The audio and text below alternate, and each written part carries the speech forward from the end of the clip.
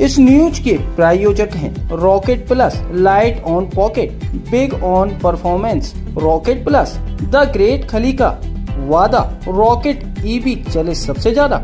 Rocket plus की dealership लेने के लिए दिए गए इस नंबर पर संपर्क करें 9878740455। जलेसर में अखिलेश यादव ने जनसभा को संबोधित करते हुए भाजपा पर साधा निशाना। अखिलेश यादव ने आगरा लोकसभा प्रत्याशी सुरेश चंद्र करदम के समर्थन में की जनसभा सुनने हजारों की संख्या में उमड़ी भीड़। अखिलेश यादव ने भाजपा पर आरोप लगाते हुए कहा कि भाजपा ने बड़े बड़े उद्योगपतियों का कर्ज माफ किया है, किसानों का कर्ज माफ नहीं किया, और कहा कि भाजपा सरकार में ही सारे पेपर लीक क्यों हो जाते हैं। सरकार जानबूझकर पेपर लीक कराती है। इस सरकार में रोजगार नहीं मिल रहा और युवाओं को नौकरी नहीं मिल रही। अखिलेश यादव ने कहा कि अगर इंडिया गठबंधन की सरकार बन जाती है तो अग्निवीर वाली नौकरी हटा दी जाएगी।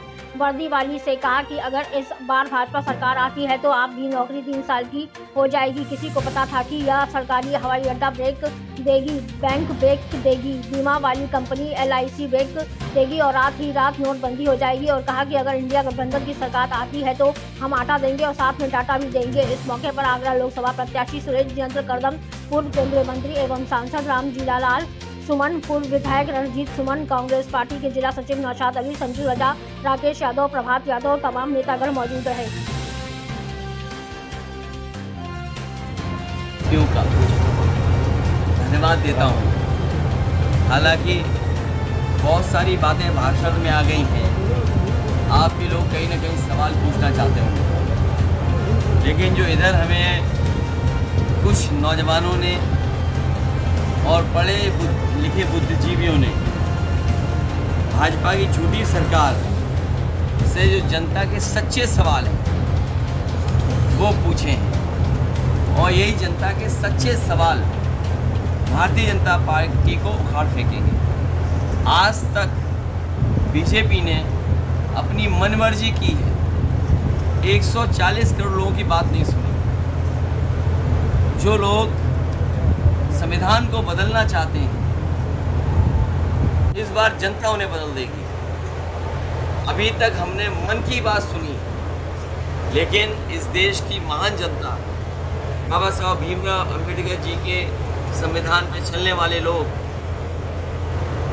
उन्हें अपना सब कुछ मानने वाले लोग, वो कहते हैं कि अब मन की बात नहीं चलेगी, अब संविधान की बात होगी। और भारतीय जनता पार्टी पता नहीं क्यों जब संविधान की बात आती है तो पीछे हो जाते हैं।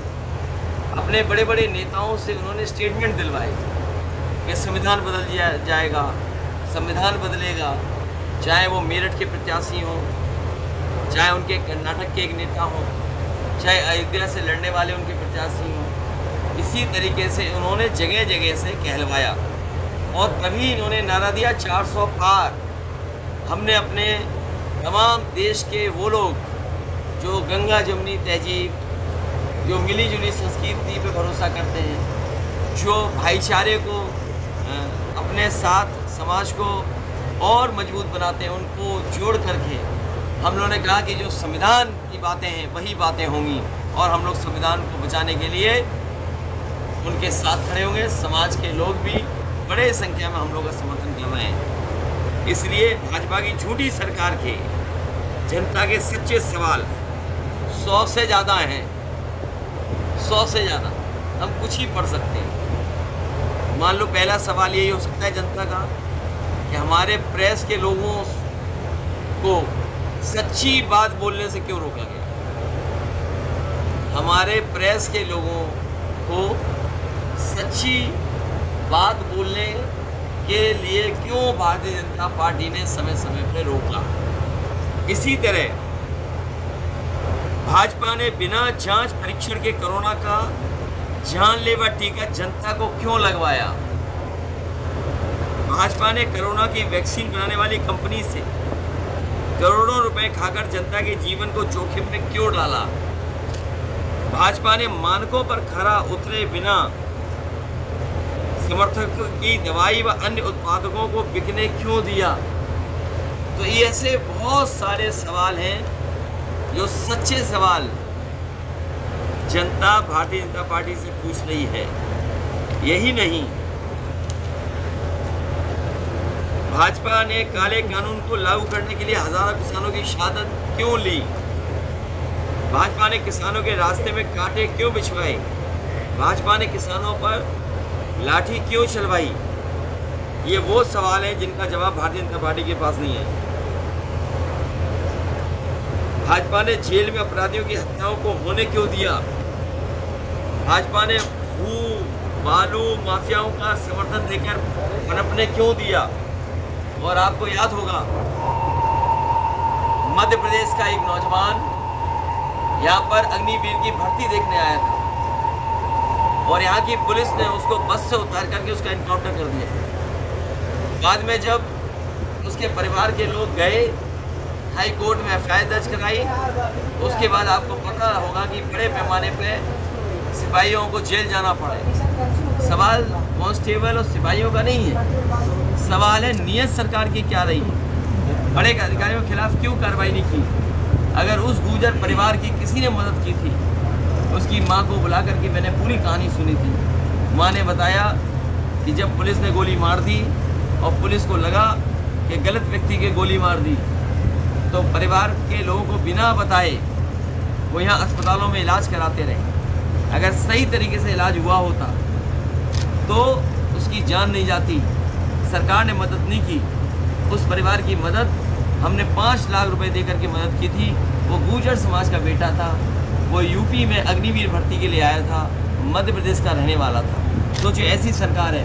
उसकी माँ सवाल सरकार से पूछ रही है कि आखिरकार मेरे बेटे को गोली क्यों मारी, और अगर गोली लग गई थी तो घर परिवार को, ये लोगों को बुला करके अच्छा इलाज क्यों नहीं कराया? भाजपा ने सीसीटीवी कैमरे के सामने चंडीगढ़ मेयर चुनाव में धांधली होने क्यों दी? भाजपा ने सूरत और इंदौर में चुनाव जीतने के लिए नाजायज रास्ता क्यों अपनाया? अभी एक जगह और जीत लिया। भाजपा ने सरकारी एजेंसियों को अपने एजेंट के रूप में विपक्ष और विरोधियों के खिलाफ इस्तेमाल क्यों किया? भाजपा ने विपक्ष को बदनाम करने के लिए झूठे खबरें फैलाने क्यों दी? जिसका दाना उसका गाना। भाजपा ने जब अपने पिछले वादों को जुमला कहकर जनता को धोखा दिया, तो अब गारंटी के नाम से नए झूठे वादे क्यों किए? और बीजेपी की हर बात झूठी निकली, उनके झूठे वादे निकले। हमें उम्मीद है इस लड़ाई में हमारे पत्रकार साथी भी हमारा साथ देंगे और बीजेपी को हटाएंगे। सर, भाजपा इस बार नारा दे रही है कि इस बार 400 पार, क्या कहेंगे इस पे? 400 पार करने जा रही है? अब 400 पार नहीं होगी, संविधान की बात होगी। ये संविधान बदलना चाहते हैं, जनता इन्हें बदल देगी। इस बार 400 हार होगी। अध्यक्ष जी, बीजेपी का आरोप है कि पीडीए के नाम पर इंडी गठबंधन जो है वो एक धर्म विशेष को आरक्षण देना चाहता है। ये हमारे भारतीय जनता पार्टी के नेताओं से अच्छा झूठ कोई नहीं बोल सकता। हम लोग बाबा साहब भीमराव अम्बेडकर जी के संविधान की बात कर रहे हैं। बाबा साहब ने जो हमें आरक्षण दिया, हम उसकी बात कर रहे हैं। सरकारी नौकरी